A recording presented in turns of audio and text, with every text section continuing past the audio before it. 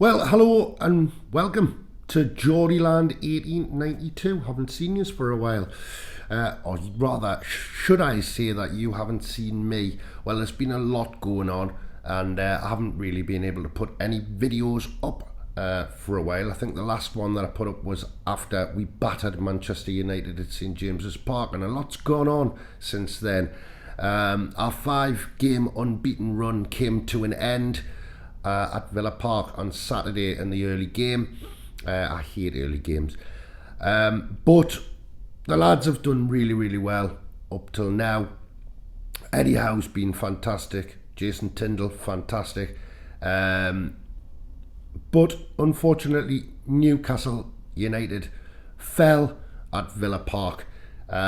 It wasn't a great performance from Newcastle. It really wasn't. It was quite poor, really.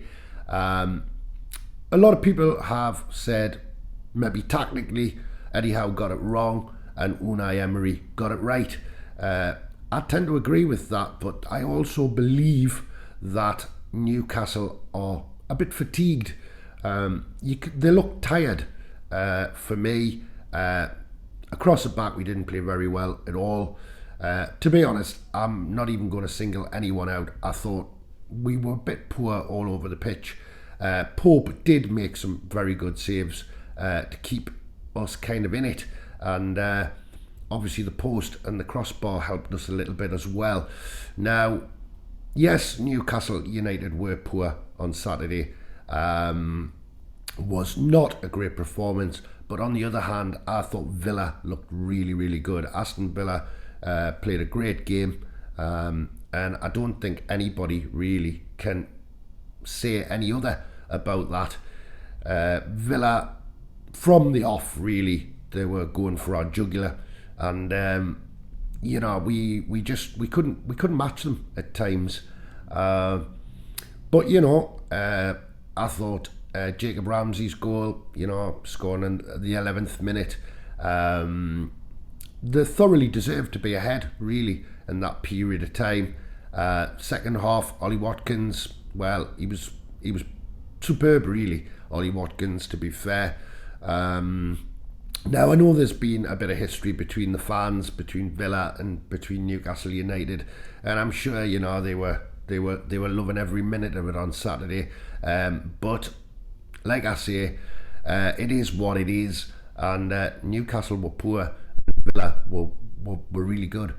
Unai Emery obviously nearly took the job at Newcastle United. He was offered the job before Eddie Howe. He turned it down because of his commitments with Villarreal and Champions League football and everything like that.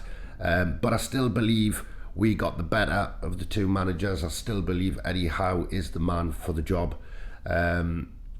Funny, interestingly enough, on the Celtic side of the channel, was talking to a few people the other day, and they seem to think that they dodged a bullet. I've said this before on the channel.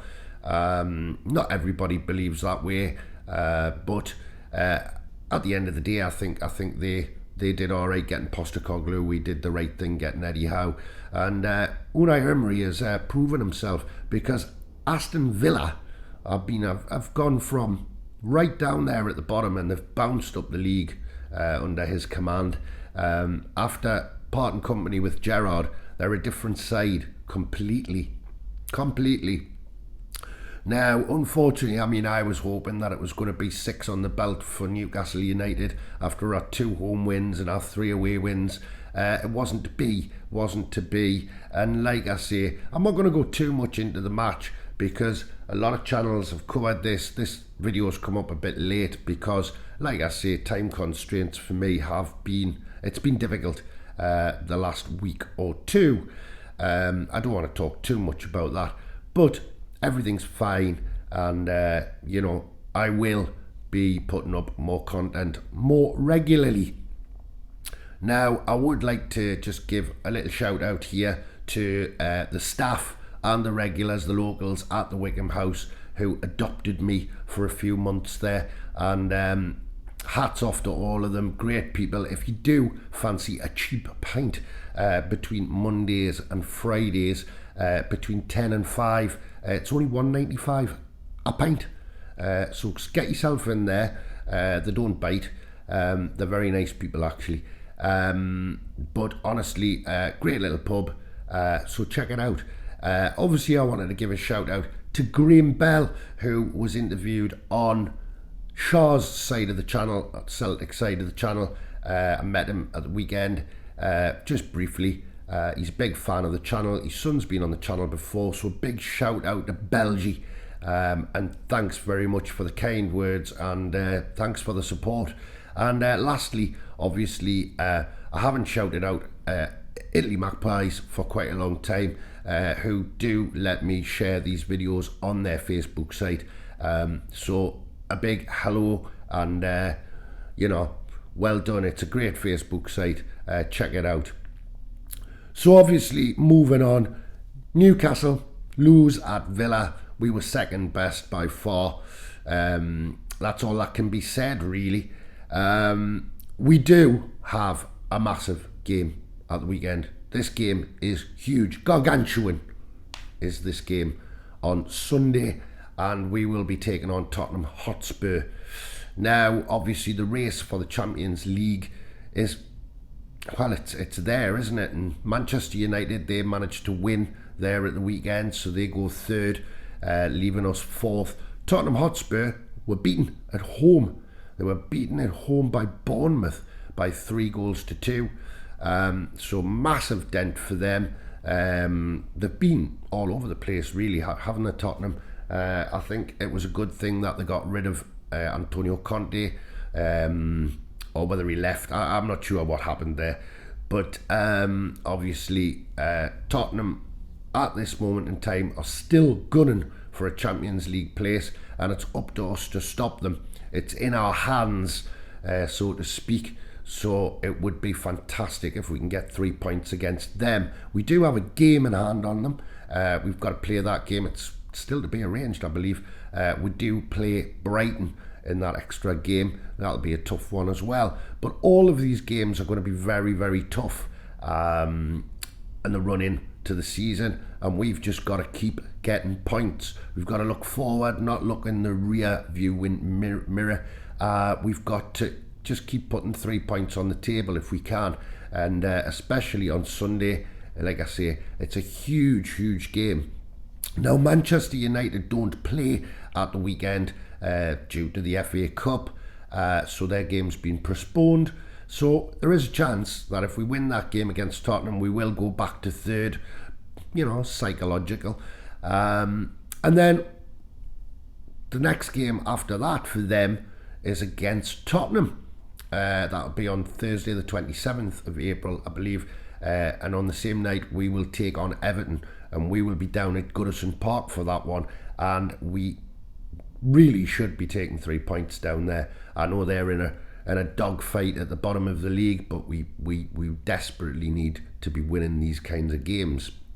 Now, I'm sure on Saturday the atmosphere will be fantastic at St James's Park. I'm sure War Flags will be doing their bit as usual, but we really need to give it some big atmosphere and support the lads after that defeat.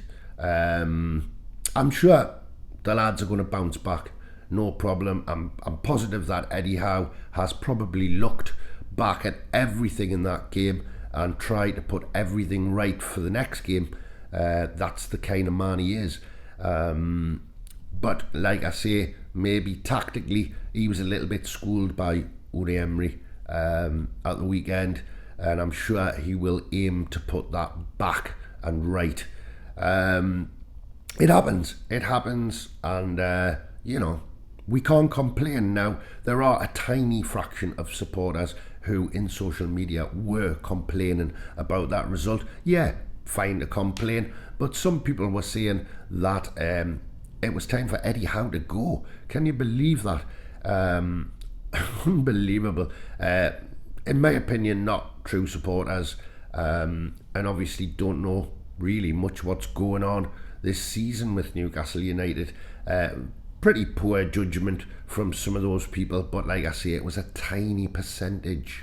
So I look back at the game on Saturday against Villa, and yes, I do believe we were missing Alan Saint-Maximin massively. I think he brings a whole different dimension to the team. I know he frustrates some people, but he has been pretty good. He's been brilliant in the last few games. I tell you, he's done a job for us. And, the way he runs at defences, it must be pretty scary for a lot of defences. We definitely did miss him. Now, I know there's a big saga going on. Is he going to stay? Is he going to go? Well, we'll find that out at the end of the season. But the quicker I think he's back, the better. Now, we did have a few chances, didn't we?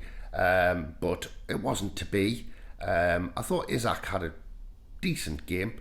But really, apart from, Wilson and Almiron, their chances, slight chances, we didn't create much. But it's going to have to be different against Tottenham. And like I say, I think they'll come out all guns blazing. They know what's at stake. They know the prize at the end of the season there. And I think we're going to get it. I really do. I think we will finish in the top 4. I believe that. So I hope I haven't drawn at it. But in all, Newcastle United have had a marvellous season so far. Let's just hope that we can pick up where we left off and start raking in the points again. And hopefully we'll be third in the league on Sunday night. Now, I will be back after the Tottenham game to talk about that, whatever happens. And I hope to see you all soon. Please, if you like the channel, please give it a like. And don't forget to subscribe if you haven't already subscribed. It costs you nothing. You get to see my ugly mug once, maybe twice a week. And I would just like to say thanks to everybody who does support the channel. It helps me massively that I have viewers, and try and comment. It would be nice to get a few comments about what you think about the running of the season, maybe about the Tottenham game, and I can share a few on camera if you all want to participate. So from me, Geordieland 1892, my name's Keeper, my nickname is Keeper, and I will see you soon. So from Geordieland 1892 on the volley, all the best.